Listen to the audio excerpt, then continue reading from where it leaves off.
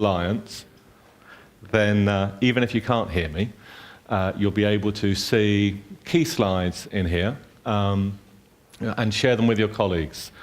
Marty and Carol and others were highlighting that you think security is very important, but possibly not sufficiently recognised by senior management, let alone the chief executive. For background, I've been chief executive in 5 continents. I've worked in 40 countries. I was on the UK board of the UK's largest systems integrator. I ran Nordics and Baltics at one point for them. They were called Logica at the time, 15 years ago. I'd previously bought the company that had just invented text messaging, but we did other things as well, like the national chip and pin systems in Finland and the energy billing systems for Dong in Denmark. Then I was promoted to run Asia for the same company, doing a lot of anti-money laundering systems. Met the president of the Philippines, for example, while her own husband was under suspicion of fraud. So it was a kind of a difficult meeting. How do you say, well, you need a fraud system? I know you've sent your husband to Hong Kong because you're so embarrassed. So my background is around developing big projects, but a lot of those have been in the security space. And for the last 18 months, I've been running a company you see here called Cyber Rescue. We operate in 9 European countries. We help leaders to lead recovery when the hackers get through. And quite often, by engaging with those senior people, making it personal for them, we also make them realise that they need to listen to people like Carol and Marty and you in the room about the importance of security. Yeah? But how to do that? What are the ways of getting somebody who's on a big bonus or a big private jet to care about security? How do you do that? There are several ways. Classically, these are all very intelligent people. You show them some data, great, that is great. Particularly if it can be an image, it's just a one page, right? I get it, there's an exponential growth in attacks. There's a problem in the market. So for those of you at the back, you won't be able to see, it says at the bottom, a typical chief executive response would be, well, okay, if there's a market problem, the market must fix it. It's not my problem. You could go a stage further, and something that we find very powerful that we presented actually yesterday to one of our members. This shows week by week their security score in terms of the things that hackers can see from the outside. And if you demonstrate to them that, in this particular case, password exposure was an issue, they score 62 out of 100. That's because 44 of the employees had passwords and security questions linked to, I'm not going to say Ashley Madison, various websites that they'd use their own company email to go to. And that's not necessarily the biggest security threat, but for senior managers, it's something that they understand. Similarly, although this is much more politically difficult to do, if a company says, well, we have great defences. As a chief executive, I'm confident we built wonderful walls. Think of the castle here in Tallinn. It's just magnificent. But then if you point at this one, which IP reputation, detecting suspicious activities such as malware or spam. In other words, well, we monitored your network systems, and it's spewing out malware to attack other companies. That probably means that no matter how high your walls are today, the bad guys are already inside. That's helpful, but again, typically the response is, okay, the IT director has to fix that problem. Maybe the new IT director has to fix that problem. So how can you make it personal? Any thoughts? There are different ways of communicating, and some cultures doing it through humour is quite good. And those of you, quick show of hands, those who've already got to the LinkedIn site, because there's going to be a competition in a minute, cultural difference, and you are going to be asked as two sides of the room to engage a little bit. So if you are online, linkedin.com, Cyber Rescue Alliance. One answer that is on those slides is to simulate an attack. Yeah? Now, of course, even better for convincing the chief executive to invest in cybersecurity is to actually have a major successful attack, because after that you get all the budget you need. But unless you've organised that major breach, doing a simulation is very effective. Yeah? So, there are different cultural expectations for coming to a conference like this. You've all made a choice of being in this room. You've all made a choice of being on one side of the room or the other. Yeah? Anybody in the room from Mexico? It's a shame, because I know that they would be very keen to put their hand up and answer some of the questions. For the rest of you, from some of the other cultures, I will pause slightly, but then you can call out. Yeah? What we're going to do to help you engage your chief executive on what the consequences are for them and the senior team is not give you some dry, boring statistics. There are a lot of those on the LinkedIn site if you want to go to that. I will share some statistics as we go through, but I'm also going to look you in the eye and say, imagine if that system was being hacked right now. What would you do? Yeah? Imagine, just to make it easy, because I know you work for a company, you got perfect security. Yeah? Great. So we won't use your company as the example. In fact, all of you relax. We're going to use a company called Acme. Acme Limited. It's not huge, employs 100 staff. It's got 50,000 customers though, and it's growing fast. Chief executive, big hero locally. Wow, IT startup, fantastic. A lot of the success has come through various partners, suppliers, distributors, of course. The IT director is away at some conference in Estonia. Let's pretend it's in another country. And the organisation, as it accelerates its growth, is launching something called Acme Care in about a week. Yeah? We all ready to play? Okay, great. There will be points on each side. It would be great if somebody could get into the spirit and shout out a name for each side. Otherwise, I will have to assign team names to you. I'm going to do that very quickly. I see a nodding head. Is there anyone creative in the room remotely? Do we have a lot of testers or developers in the room? Yeah, I used to run large teams of testers, and they always used to say, we never get to do anything creative. Yeah? Although testing, of course, is an art in itself. I'm just going to call you red and white, okay? So, both parts of Acme receive an email. It comes into a random member of staff, but it gets forwarded on to Team Red, Team White, Team Leaders. You can all read a lot faster than I can speak, but for those at the back, we are Attack Collective of Korea. We own all your secret. We're going to post it on the web unless you pay us in bitcoins. The price will go up unless you respond quickly. If you pay us, you'll never hear from us again. And crucially, this is the important bit. Nobody will know that you cooperated. I mean, personally, that's the key thing, isn't it? Reputational. So, Team Red, how do you respond to that? You are now, you can decide, you don't have to be the chief executive, you're a senior manager at Acme. Any initial response to this particular email? Fantastic. Team White, how would you respond to this email? Reply with a spell correction? It's embarrassing, isn't it? Come on. If they can't even get the language right. There are different things you could do.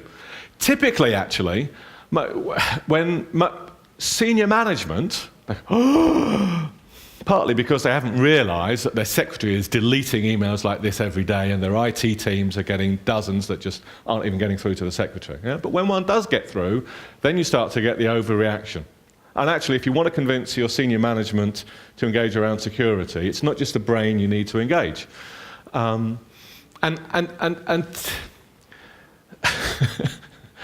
We've once had somebody say in a simulation that they would pay the ransom. That's what was a bit embarrassing, because it's not a very macho thing to do.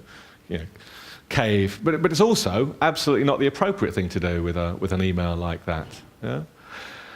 Apart from, just on your own computer, if you're Swedish, Finnish, Estonian, don't need to tell the management, just delete it. Because quite rightly, you know what you're doing. The management don't need to know that you're doing what you're doing it every day. Senior executives, they typically respond by going, right, I'm going to I'm going to engage a few of my colleagues.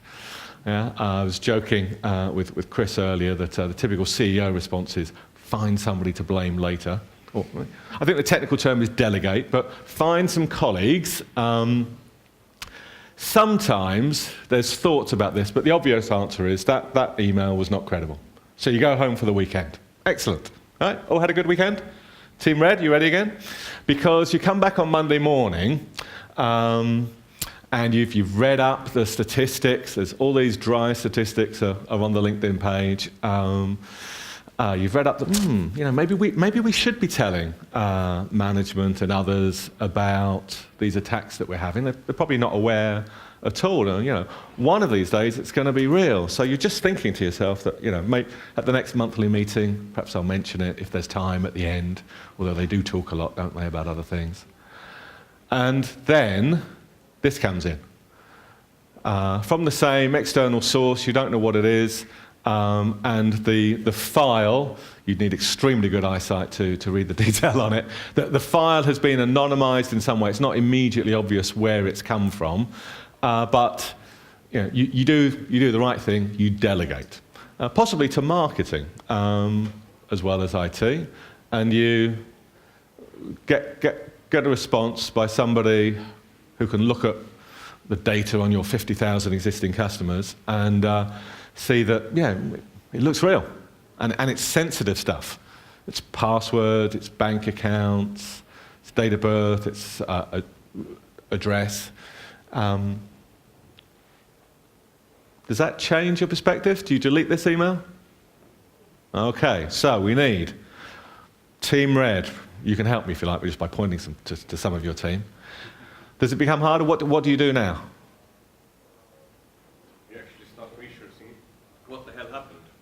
What the hell happened? I like the tone of your voice. I almost wanted to kick the chair, actually, as you said that. What the hell happened? And Team White? Define the source. Yes? So sort of related questions, aren't they?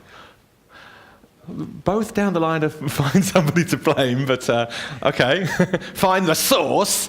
But what else would you want to do if you found the source? What would you do with that information? Sorry? Blacklist the IPs, yes. So you won't get any more emails from this person.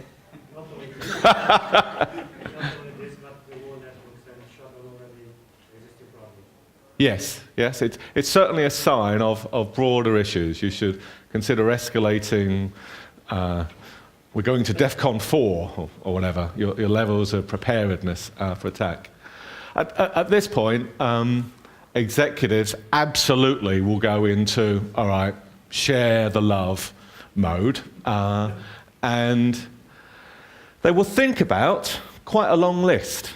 Yeah, so to make it easy for you, because you're not earning all of you, I'm sure some are, with that startup that you just created and sold off for huge amounts, but your day-to-day salary is probably not as much as the senior executives who should be deciding which of these actions to take. Anybody? I think we've addressed, was it sort of IT forensics? Is that a reasonable answer for finding out where it's come from, find out what the hell happened? You've got real data on 187 of your customers. Anything else you do? Anyone else you would tell? I'm sorry, it's a cultural difference, or I'm deaf. Come on, somebody new, shout out. It's easy, just one or two of the... So if we know that data is not leaking anymore, then inform our customers and internally the whole company. Okay, so let me just parcel that up. If we know the data isn't leaking anymore, tell the customers and our staff. Was that right? Okay.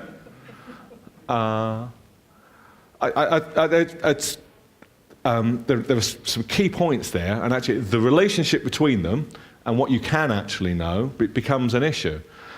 Just hands up those of you in the room who have an IT type role of any kind at all. All right? And the others who are just asleep. How many of you, seriously, would expect to be able to answer the first part, confirm that we don't have the leak anymore? Would you be confident that you could do that? I've running these with senior management. You get absolutely that comment. You also get tell the IT to take down the attacker's website. Who is the attacker, and how are you going to do that? But let's just go with that for now. That once you've worked out that you've sealed the breach, then you would tell customers. So at the moment, has anybody in the room sealed the breach? No, not at 2 o'clock in the afternoon. But the customers you highlighted, tell the customers. Right? You got your first communication about this on Friday, it's now Monday. If you ask consumers, which is always a very dangerous thing to do, you know, the iPhone I've got in my pocket was not created by a committee of consumers. Famously, customers don't always know what they really want, but they will tell you that they want to be told within 24 hours. They will tell you that their loyalty to you will reduce hugely if you are involved in a breach as well, though. So you want to tell them quickly because they want to know quickly, but if you tell them, then, you know, what would happen to your business if you lost 11% of your customers? It might hit some people's bonuses at least, and the chief executives get significant bonuses. It's normally a big part of their compensation. They would worry about that. But okay, there's lots of data on the website. But there's this thing about closing down the breach. Now, I said that the IT director was at this amazing Topconf conference and can't get rid of him. He's in a really good session. So you go to somebody else in the team and you get this fantastic bit of analysis comes back. Yeah, they're probably still on our systems. We can stop them from taking our crown jewels if we shut down for 3 days. I expect that one of our staff helped them. You know, we got far too many admin accounts, and frankly, you know, speaking as a Scandinavian now, if you had approved our budget for silver bullet cybersecurity, this wouldn't have happened, would it? By the way, our cloud providers, I spoke with them last week. They say they're secure, but I just called them and they don't think they're busy with another customer. They don't want us to come in and check their systems. Yeah. Eva did a great job talking about cultural differences. Show of hands, anybody who would tell senior executive a message like that? Excellent, right. So if you could collect your final salary on the way out, because typically, I mean, and I'm not joking, the response to senior management literally, we did one yesterday, a similar scenario, fire, and they made a sexist comment, him. They just assumed it was a guy, possibly because of the lack of communication skills. Now, obviously, you would all do a much better job at communication. But frankly, the CEO and the senior management sometimes don't know who to ask within the team, who's likely to have that, and they have unrealistic expectations of how quickly you can tell them things. You know, I loved that nobody put up their hand and say, oh yes, we can close down this breach for you, red team, no problem. Because not only, famously, do IT teams not quickly identify that a breach has happened, also, famously, it typically takes about 10 weeks to contain the breach, right? And that's assuming that they've got proper log files and have the right people. So it's now the end of Monday. You've had that interesting conversation with IT, and you've got to decide, gosh, it was 187 individuals, real data. Should we issue a press release? Quick, white team, those of you who want to issue a press release? Come on, we've got to show that we care for our customers. No? 50,000. Yes, okay. So if you were asked by a journalist, what would you sort of say then? We're investigating the issue. The issue, there's an issue. Oh, okay. Absolutely go for a holding statement. Yeah, be ready for specific questions. Gosh, I didn't know there was an issue. Well, you're confirming that there's an issue. We'll come back to that. Because the information does start to circulate pretty quickly. Yeah, if you work in some of those cultures where everybody tells everybody everything, the message gets out. And also, don't forget, we've got the personal sensitive information of 187 individuals was published this morning.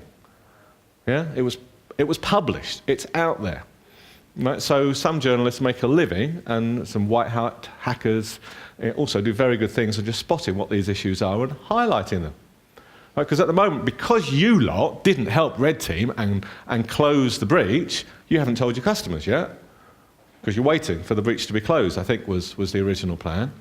And so, but it's out there. You haven't contacted your staff or your customers because you were worried about getting the breach closed first, but events are catching up with you. And there are 187 individuals whose data is available for anybody to look at. This is not a good thing. And remember I said that Acme was launching a new service at the end of the week? Because you didn't tell the marketing team, they're carrying on quite happily with the Acme Cares, get ready, it's going to be fantastic, we love you, whatever that new service is, doesn't matter. Right? And that sort of social media activity can quite easily get hijacked. Therefore, it's appropriate to come back to the white team, because you had some thoughts. Yeah, they were good ones. So it's on social media, and a journalist catches you just as you're coming into the office or wherever, doorsteps you, sometimes it's called, and asks, going to come back to you if I may. Since you're launching the new service, do you care for your customers? Absolutely, great. And what are you doing to help them? Everything. Oh, whoa! Yes, sir. That's great. Let's bring up some of the other questions. So you're doing everything you can to help them. What did the Russians take?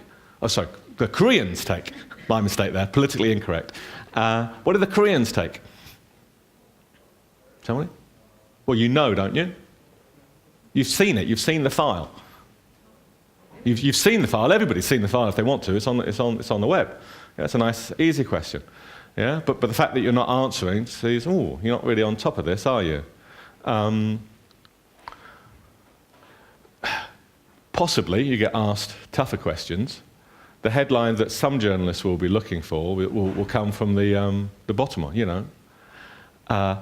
You're doing everything you can, but just to be clear, you haven't contacted these 187 individuals. So I'm not quite sure what everything means. Right? So you've lost it, and you've not informed these customers. Are you criminally negligent? That's normally the point, no matter what culture. We get a shut-down silence from the executive. Because they know, once you've got to that point, either Acme chief executive denies being criminally liable, or the worst alternative.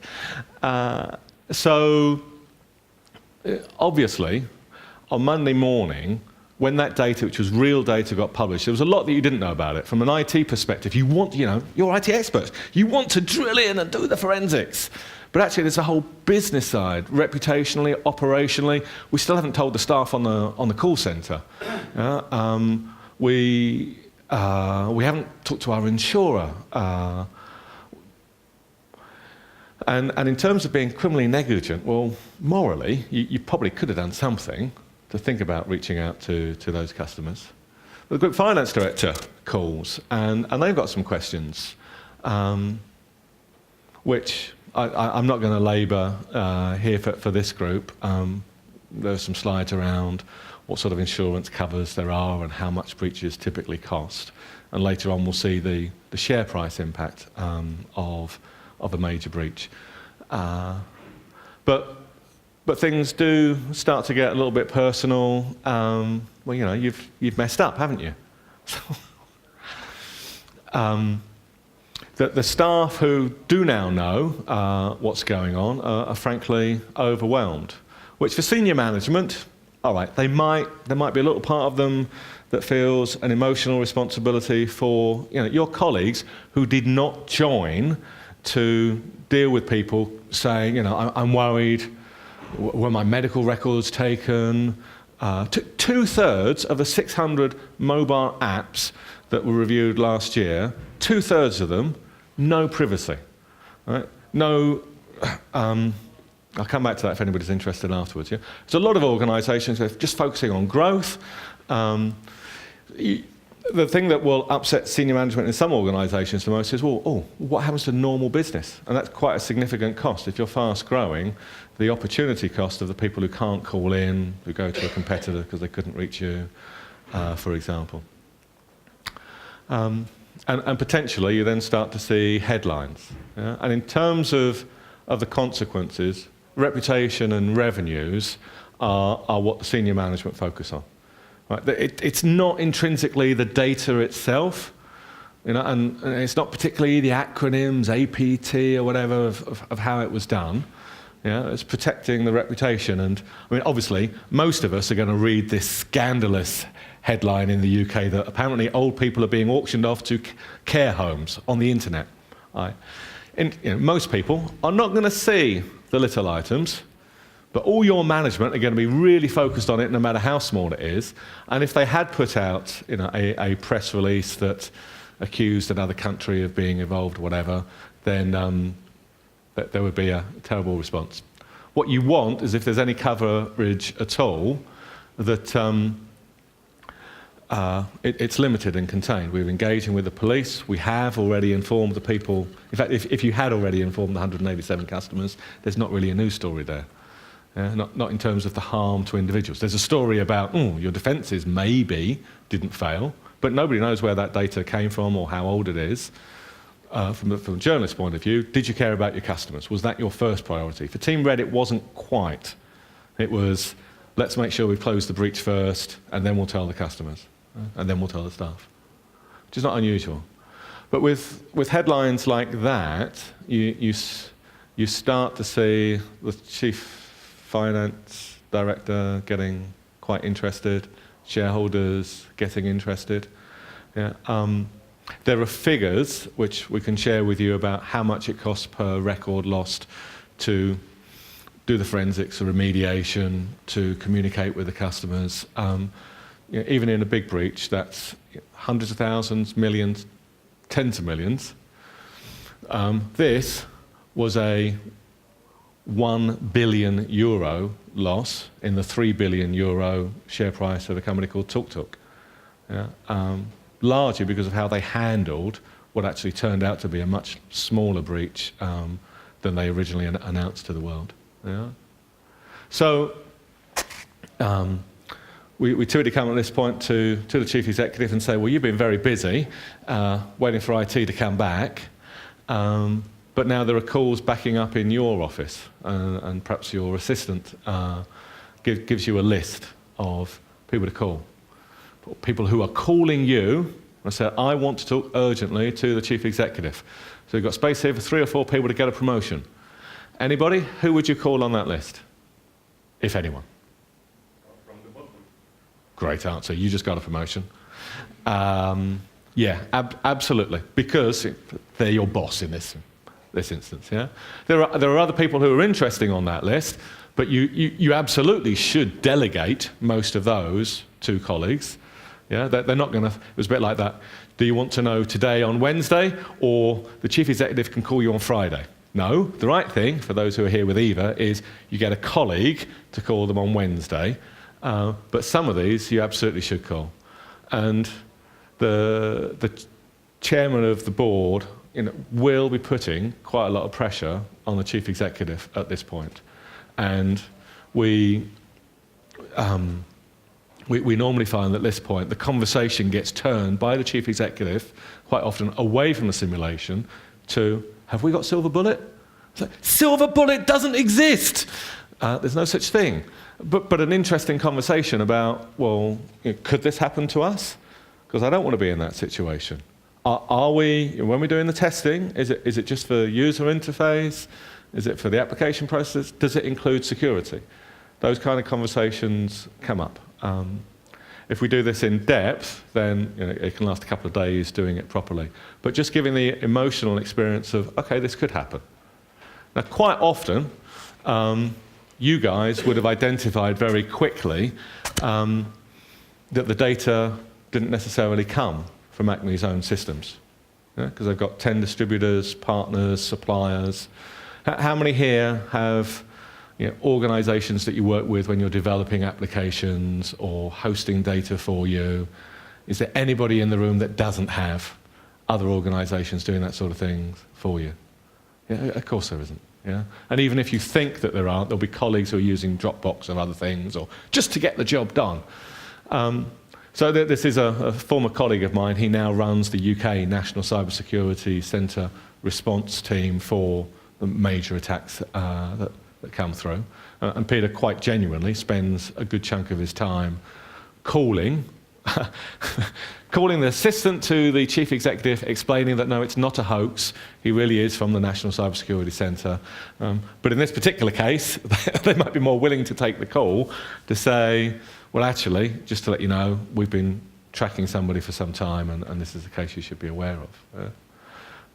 And then what we would do at the end of a session like that is say, well, yeah, you could get a lucky break, or it could go badly wrong. You can limit the damage that happens if your top team are well prepared, but you should also be thinking about how to prevent that event in the first place. Yeah, because there's a lot that we haven't covered in this. Can you think of any things, if you think about the cases that you've heard of yourself, or what could happen to your organisation? What would you be worried about if there was a breach? What sort of capabilities do you not have? What kind of, and come on, we're all friends in this room, what kind of mistakes might your colleagues make in reacting to something like this? Yeah? I have a friend who might, I have a colleague who might. Yeah? That sort of thing you should think about. So what we then make sure happens is a data breach crisis response plan dealing with all the commercial stuff comes through, but then highlights the gaps from the chief executive's perspective. Do you have ISO 27001? Is not the question that most chief executives are going to ask, but if they, in a simulation, are confronted with a question from a journalist saying, you're doing everything for your customers, you really care about them, have you got ISO 27001? And the answer is, I have no idea what you're talking about, which would not be untypical. Then the simulation leads to a list of another typical one, and this of course was the case here. So you've got a fantastic IT team in-house, but they built APIs to other organisations that can get into your systems. How secure are they? Do you know? And often procurement will say, oh, it's fine. It's fine? Great. What do you mean it's fine? We have a contract with them. Well, what does the contract say? It says they promise to keep our data safe. Okay, then you're fine. But this is mission critical to you. Yeah, and a simulation like that helps bring it home to people, makes it personal. Yeah. If you want to look on the LinkedIn page, there's actually quite a lot of other material just on that presentation, including some cartoons that I hope you'll enjoy. I've enjoyed your participation. Thank you very much.